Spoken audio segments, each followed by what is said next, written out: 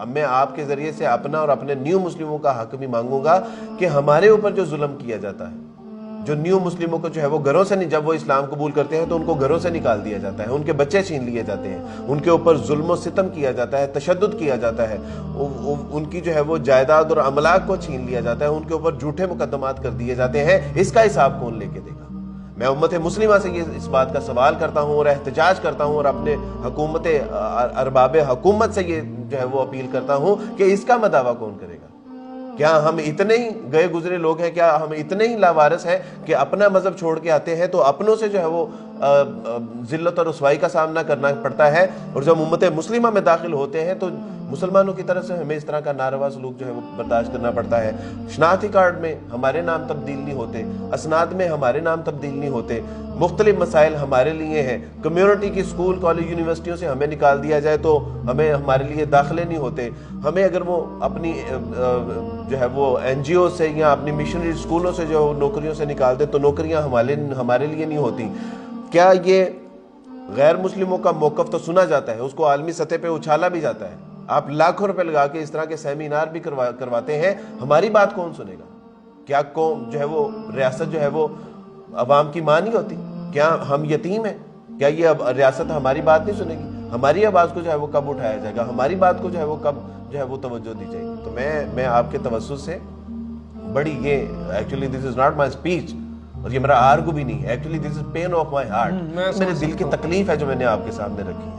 آپ جس دن کہیں گے آپ مجھے بتائیے گا، میں آپ کے سامنے تمام وہ فائلز رکھوں گا کہ جس میں ہمارے نیو مسلموں کے بچے زبردستی چھین لیے گئے، جس میں ان کی املاک کو چھین لیا گیا۔ اس میں حکومت کا کردار؟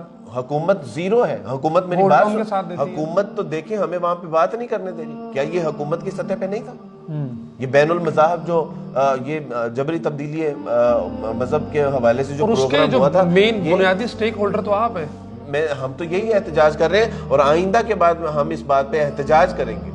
آج تک آپ نے سنا ہوگا کہ نیو مسلموں نے کبھی سڑکوں پہ آپ کے احتجاج نہیں کیا، اب ہم سڑکوں پہ آ کے حکومت کے آگے کی احتجاج کریں گے کہ کوئی اس طرح کا قانون کہ جس میں جو ہے وہ غیر مسلم یہ الزام لگائیں کہ ہمارے بچے اور بچیوں کو جو ہے وہ جبراً اسلام قبول کروایا جا رہا ہے، ہمیں اس قانون سازی میں، اس لیجسلیشن میں یا اس لابنگ میں جو ہے وہ شامل کیا جائے، ہمیں اس میں جو ہے وہ ہماری رائے لی جائے، ہمارے تاثرات اظہار اور ہمارے جذبات اس میں لیے جائیں۔ جو مسلمان ہو رہا ہے اس کا جو آپ نے ڈاکومنٹیشن کا بتایا، کاغذات نہیں بنتے، آئی ڈی کارڈ نہیں بنتا، اسناد میں نام تبدیل نہیں ہوتے، اس کو تیز کیا جائے تاکہ ایک بندہ جیسے اسلام قبول کر رہا ہے اس کو آسانیاں دی جائیں۔ ہم جو ہے وہ ان اداروں کے آگے جو ہے وہ یتیموں کی طرح بیٹھے ہوتے ہیں۔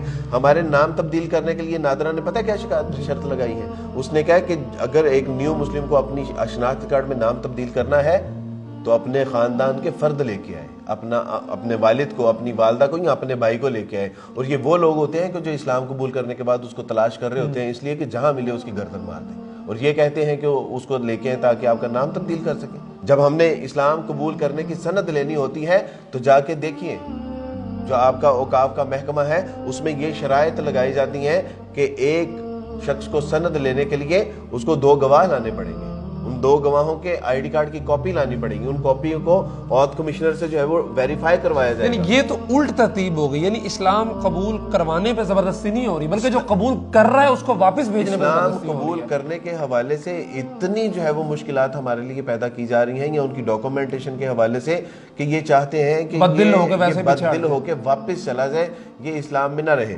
اور غیر مسلم یہ الزام لگایا جاتا ہے کہ جی اسلام قبول کرنے کے بعد جو ہے وہ ہمارے اوپر جو ہے وہ اسلام قبول کرنے کے لیے جبر کیا جاتا ہے، اسلام سے پھیرنے کے لیے جبر کیا جاتا ہے ہمارے اوپر۔ میں آپ کو 30 ایسے کیس دکھا سکتا ہوں۔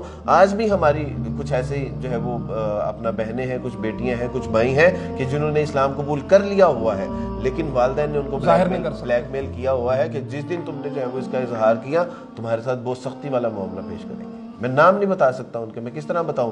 ان کو جو ہے وہ گھروں میں زندہ جو ہے وہ درگور کر دیں گے یہ لوگ۔ یہ ہے ناظرین اسلامی جمہوریہ پاکستان انتہائی بدقسمتی سے، اور یہ سب کچھ جو ہو رہا ہے ظاہری بات ہے وزارت مذہبی امور اس کو ہیڈ کرتی ہے، اور اس کے جو وزیر ہیں ماشاءاللہ مفتی ہیں خود عبدالشکور صاحب، ان کو یہ سب چیزیں دیکھنے کی ضرورت ہے، اس پہ ایکشن لینے کی ضرورت ہے۔